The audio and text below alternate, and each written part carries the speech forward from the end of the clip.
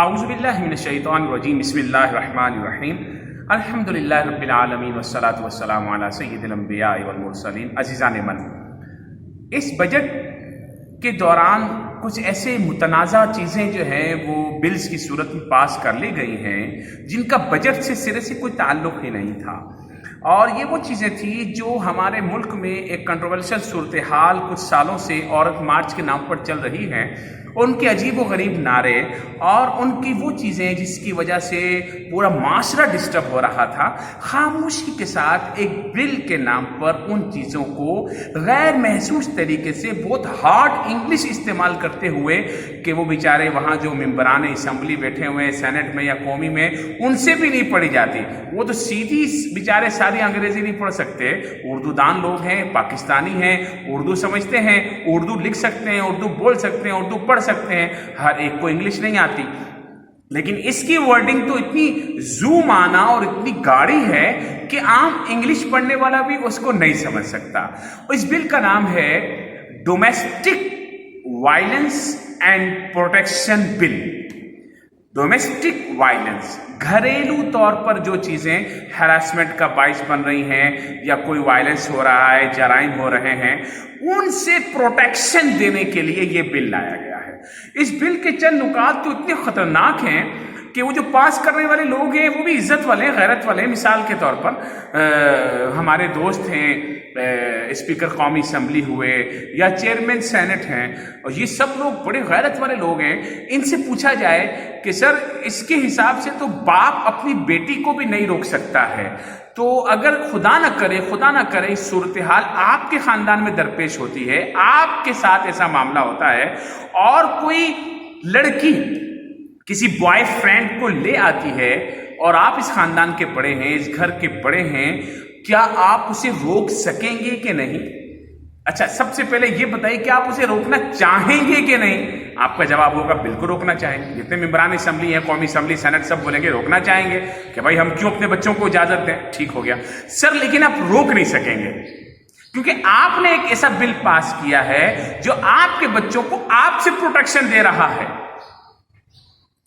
اگر آپ نے ان سے زور زبردستی کی یا تربیت کرتے ہوئے باپ نے بیٹی کو غصہ کیا یا اپنے بیٹے کو غصہ کیا یا غصے میں آ کے ایک تھپڑ لگا دیا، تو بیٹا آپ کو اندر کروا دے گا۔ یہ بل آپ نے پاس کر لیا ہے، یہ اس معاشرے پر ایک خودکش حملہ عورت مارچ والی این جی اوز نے غیر محسوس طریقے سے، آپ کو پتا میں نے جلدی ٹک کر کے اندر، اور وہ قومی اور سینٹ دونوں جگہ پاس ہو گیا ہے۔ خدا کے لیے اس بل کو ریورس کریں، یہ پاکستانی معاشرہ ہے۔ وزیر اعظم صاحب نے ابھی کہا تھا کہ ہمیں تو اپنی اخلاقیات اور اپنے معاشرے کو پروٹیکشن دینا ہے، ہمیں کسی اور کی نقل نہیں کرنی۔ تو جب نقل نہیں کرنی تو یہ تو سارا وہی ہے جو مغرب میں ہو رہا ہے، جو مغرب کا معاشرہ جس بلاسٹ سے پھٹ گیا، آپ نے وہی بم یہاں بھی لگا دیا ہے۔ پتہ ہے آپ کو، domestic violence and protection bill کو پڑھیں تو صحیح، رونگٹے کھڑے ہو جاتے ہیں۔ شوہر اپنی بیوی کو نہیں روک سکے گا، نہیں سنبھال سکے گا، معاشرہ بگڑ جائے گا۔ قرآن تو کہتا ہے پوچھا جائے گا شوہر سے بیوی کے بارے میں، اسے سوال جواب کرو، بے پردہ نکلنے نہ دو، اس کی اخلاقیات کا بھی خیال کرو۔ ایسا امام جس کی بیوی پردے کے بغیر نکلتی ہے، اس کے پیچھے نماز نہیں ہوتی۔ تو یہ شخص جو عام آدمی ہے، اس کا حکم کیا ہے؟ یہ سب دیوس ہو جائیں گے، دیوس۔ پوچھا ہی نہیں جائے گا۔ باپ اپنی بیٹی کو نہیں بول سکتا ہے کہ تو ایسے کیوں باہر گھوم رہی ہے۔ بیٹی بولے گی یہ میرے پرائیویسی میں اور میری چیزوں میں دخل اندازی کر رہے ہیں، مجھے ہراس کر رہے ہیں، ہراسمنٹ ہو رہا ہے۔ اچھا بھائی، یہ آپ نے پاس کر دیا، خدا کے لیے اس کو ریورس کریں۔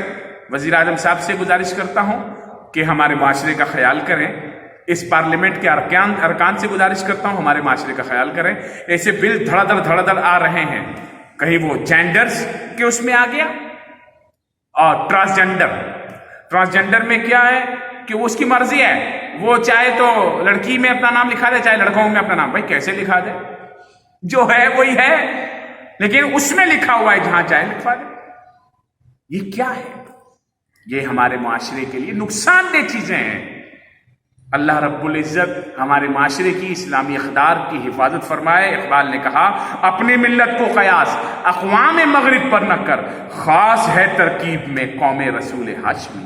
السلام علیکم.